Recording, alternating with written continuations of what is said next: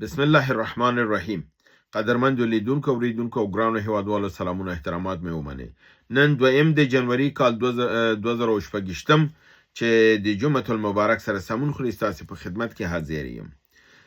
دا د نن ورځې دویمه برنامه ده. لومړی برنامه کې په سیمه ییزه نړیوالو موضوعاتو باندې خبرې شوې دي. بالخصوص مهم خبر پاغي کې د جنرال اکرام الدین سری قتل د آیسای په ذریعہ باندې او تهمت د ایران او د افغانستان باندې او دا یو پیغام د دغه ته د ډیر مهم دی چې دوستان باید ووري. اوس راځم استاسو پښتنه ته او پښتنه می کافي زیات راخېستې دي. کوشش کوم چې لن ځواب ورکم چې ډیر زیات وختونه نیسي او دوستان هم پتنګ نشي. نو د ډیر تفصیلی ځواب نه به ډډه کوم.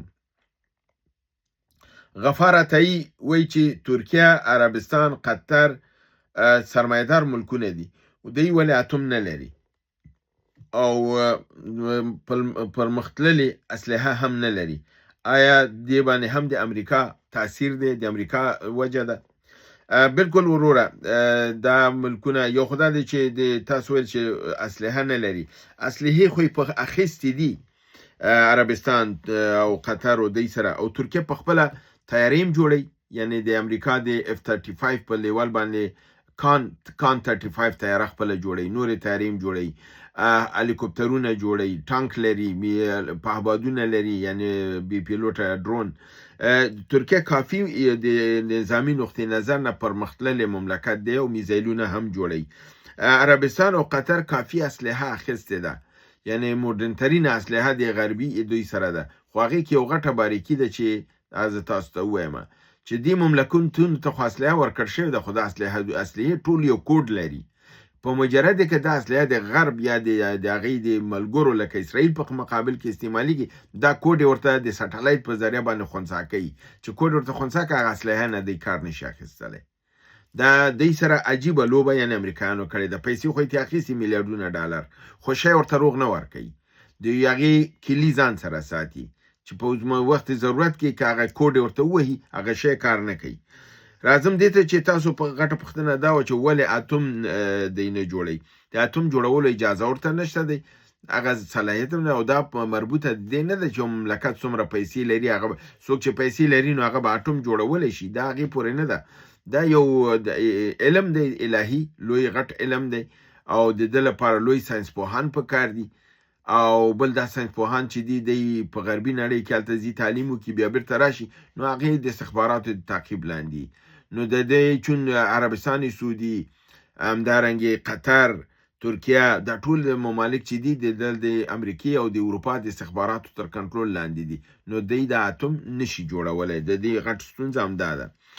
او احمد بارکزي ورور یو تبصره همدا کړې ده چې غربي که اسلامي نړۍ دغه کمی پیسې چې په دې خوا اخوا لګوي او په غربي نړۍ لګوي او په نور اسلحو لګوي، که چېرته دغه په تعلیم باندې لګولی وی، خپل ملکونه باسواده کړی وی او په حساب غربت یې ورک کړی وی، نن به دوی په خپله غټ قوتونه به او اتومي صلاحیتونه. کاملا زه د احمد بارکزي ورور دا خبر تاییدوم. نصیر ورور وی چې د جماعت اسلامي ناپاک رول د پاک فوز ترڅنګ تبصره کړې. زه یې هم د همدغې باندې تبصره کړې ده چې د جماعت اسلامي د پاک فوز سره په ترڅنګ یو ناپاکه رول لري. په دې باندې ما بله ورځ خبره کړې وه او زه د ناصر ورور دا خبره کاملا تاییدوم چې دغه بعض اسلامي تنظیمونه چې هلته دي د آیسای د هغې نه استفاده کوي، غلطه استفاده ترې کوي او دوی د هغې په لاس باندې لوبیږي. محمد بشیر رضوان وایي چې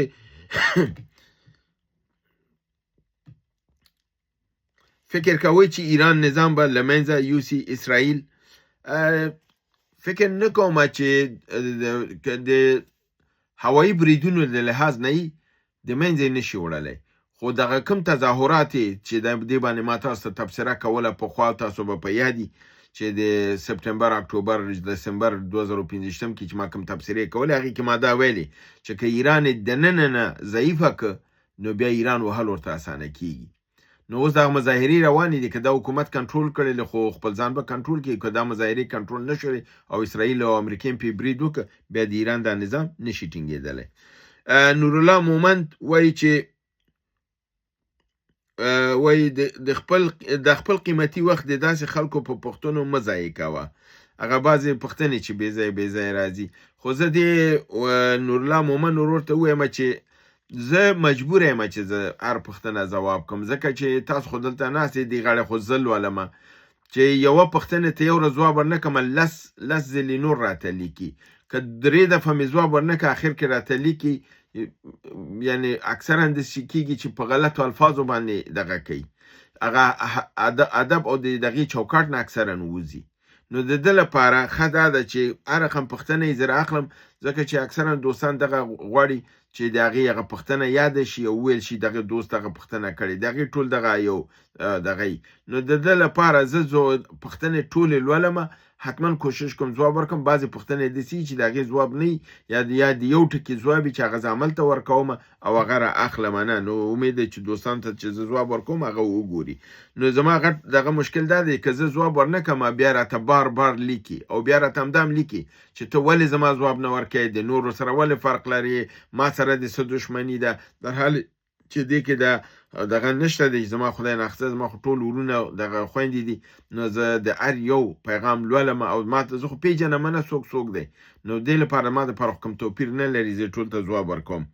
ابوالعزیز وایي چې هغه لایف ټیک ټاک برنامه کې چې راغلی وي که د هغې چینل لینک راولګي یا دوباره یې نشر کې خپل د چینل نه، یعنې خپل د چینل نه د بلال فاطمي نه او یا د افغانستان پانوراما نه وي نشر کې. ورور هغه برنامه زما نه وه، هغه د سیال وردګ صاحب برنامه وه، زه پکې مېلمه ومه او تاسو ته معلومه ده چې مېلمه خو هغه لینک نه لري چې ریکارډ کړي. نو دا د هغوی برنامه وه او بل خبر دا چې هغوی هغه نشره کړې ده، د څو مختلفو چینلونه هغه نشره شوې ده، ما خپله مو کتله چې نشره شوې وه. نو تاسو کولی شئ چې هغه په د یوټیوب چینلونو کې پیدا کړئ، نشره شوې ده. محمد غوث ورور وایي چې تر څو چې صفایانې حکم ته نه رسیدلی جنگ به دوام لري، ستاسو تحلیل څه دی؟ وروره زه ستا په دې پوښتنه پوه نه شوم چې دا صفایانې څوک دی، یا صفایي دی یا صفایانې دی یا صفای دی، چې او تا هلته یو بل ټکي هم لیکلی چې د حدیث مطابق دا دی چې تر څو صفایي حکم نه مطلب به ستا حاکم وي چې حاکم شوی نه. نو په سوریه کې صفایي څوک دي، تاریخچه څه شی ده، زه چون په دې نه پوهېږم، ستا په پوښتنه زه پوه نه شم، زه ځواب نشم درکولی. نو هیله ده چې پوښتنه دې ماته واضح کړي چې دا مطلب څه دی، صفای څوک دی، صفای دی که صفایا دی که صفایانې دی، ځکه دا لفظ واضح نه دی.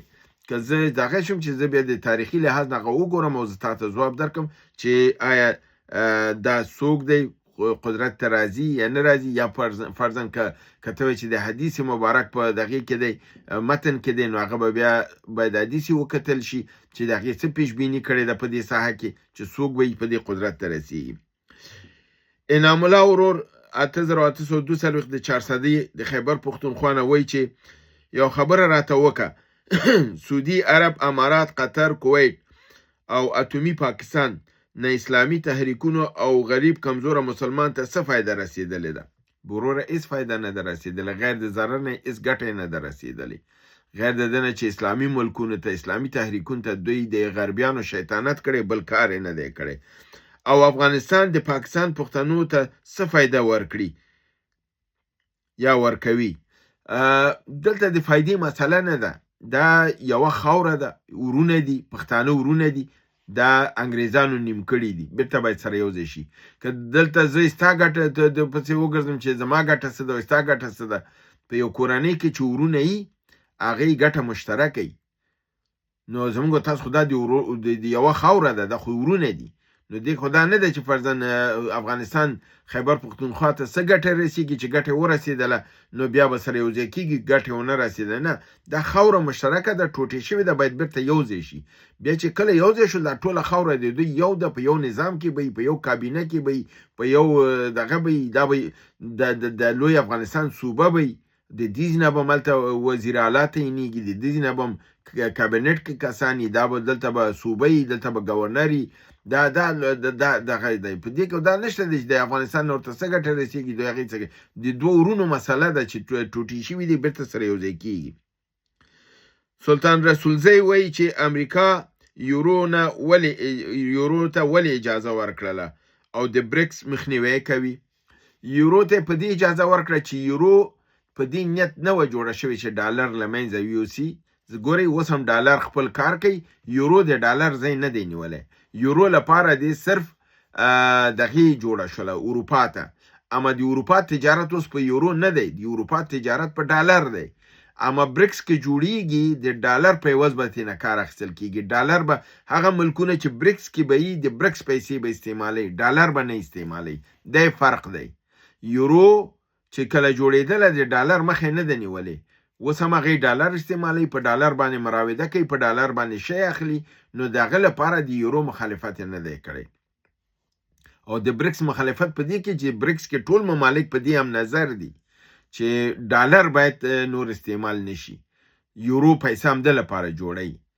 ځکه چې برازیل خو په امریکا کې دی کنه، هغه په بریکس کې دی، او ساوت افریقا د افریقا په اخر سر کې دی، هغه په بریکس کې دی.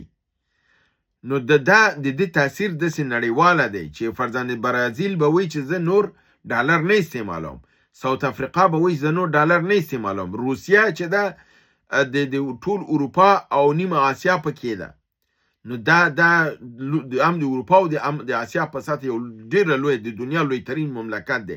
هغه وایي چې ډالر به بیا نور نه استعمالیږي، هند وایي چې ډالر به نور نه استعمالیږي، چین وایي چې نور ډالر به نه استعمالیږي. خو دا خو د امریکا بیخ وباسي کنه، اروپا خو دا خبره نه ده کړې، په دې اساس باندې د هغه مخې نه ده نیولې.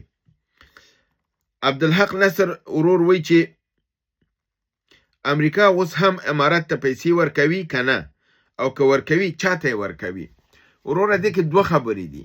یو خو دا 40 میلیونه ډالر چې دي دا امارات ته نه ورکوي، دا خپل هلته انجوګانې لري افغانستان کې، دغه انجوګانو په اکاونټ کې اچي او هغوی د خپل د چینل نه خپل په پروژو باندې هغه لګوي. نو دا یو خبره چې دا اسلامي امارات ته دا پیسې نه راځي. دویم قلم چې 45 میلیونه ډالر دي هغه د تروریزم د جنگ په مقابل کې امنیتي سکتور ته ورکول کېږي، وزارت داخلې ته، چې هغه په دې سکتور کې ولګي. نو هغه وزارت داخلې ته راځي او د وزارت داخلې په اکاونټ ته راځي. نو دې کې دغه دوه رقمه حساب دي چې یو ته امنیتي پیسې وي او یو استخباراتي او یو هم د بشري مرستو دی چې انجوګانو ته ځي. او دا دواړه د امریکا په دغه کې استثنا کړي دي چې په دې باندې بندیز نشته، دا پیسې به افغانستان ته ورکول کېږي او اوس هم ورکول کېږي. رضا افضلي وایي که چېرته د افغانستان او د ایران دښمن مشترک دی، نو ولې ایران افغانستان ته اسلحه نه ورکوي؟ او یا دا چې چین او روسیه ښه پوهېږي چې د افغانستان نظام د فشار لاندې دی، اما بیا هم افغانستان سره کومک نه کوي. بیا وایي چې د غرب نه ځان لرې وساتئ، خو بیا هم د افغانستان سره هغه رقم چې همکاري ده نه کوي. ښه وروره ستا پوښتنه کې څو ټکي دي، زه باید یو ته ځواب ورکړم. یو خو دا دی چې د افغانستان او د ایران دښمن مشترک دی، هدف دا دی چې امریکا ده. بله خبره دا چې ممکن پاکستان ځکه پاکستان هلته هم ګوتې وهي دلته هم ګوتې وهي. نو په دې معنا دا نه ده چې که دښمن مشترکي، ځکه چې ایران په خپله لګیا دی د دنیا نه اسلحه اخلي، هغه په جنګ کې دی. په دې وخت کې که تا ته اسلحه درکړي، خپل ځان ته اسلحه اوس هغه لګیا دی راټولوي، نو ځکه تا ته اسلحه نشي درکولی. او بل دا دی چې په دې لحاظ نشي درکولی چې ټکنالوژي یې چې د افغانستان په دې به یریږي چې د افغانستان کاپي نه کړي. نو د دې لپاره او بل افغانستان به ترېنه تقاضا نه کړي، په دې اساس تا ته نه درکوي. چین او روسیه چې دي بالکل کومک کوي، لګیا دي، هم هوایي د میزایل او د ټولو کومک یې کړی، اعلان یې نه دی شوی، اما خفیه همکاري روانه ده. دا تاسو چې فشار راولي او کومک نه کوي، بالکل کومک کوي، خو اعلان یې نه دی شوی. محمد یوسف ګلرانی وایي چې د ایران کې لاریونونه روان دي، یو 18 کلن ځوان پکې وژل شوی دی. دا ایران کوم طرف ته وړي؟ دا که چېرته مخې ونه نیول شي، ایران د بربادۍ خواته وړي، او په دې وخت کې به اسرائیل هم پې برید وکړي، بیا به یې ډېر خراب کړي.